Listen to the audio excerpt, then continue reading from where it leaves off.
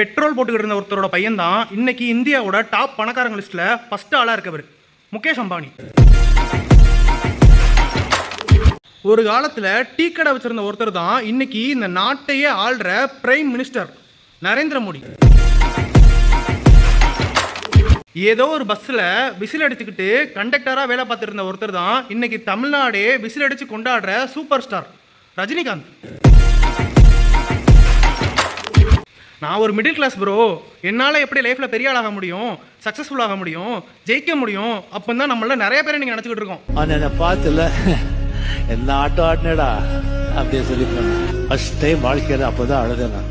ஆனால் லைஃப்பில் பெருசாக சாதித்தவங்களோட வாழ்க்கையை எடுத்து பார்த்தீங்க அப்படின்னா அவங்க இன்றைக்கி நம்மக்கிட்ட இருக்கிற அத்தியாவசியமான பொருட்கள் கூட இல்லாமல் ஜீரோலேருந்து ஸ்டார்ட் பண்ணி பெரிய ஆள் ஆகியிருப்பாங்க. நம்ம ஜெயிக்க முடியுமா முடியாதா அப்படிங்கிறது கேள்வி இல்லை. கேள்வி என்னென்னா, நீங்கள் ட்ரை பண்ண போகிறீங்களா இல்லையா, நீங்கள் எப்போ ஆரம்பிக்க போகிறீங்க, நீங்கள் முயற்சி பண்ண போகிறீங்களா இல்லையா அப்படிங்கிறது தான். என்ன, ஆரம்பிக்கலாமா?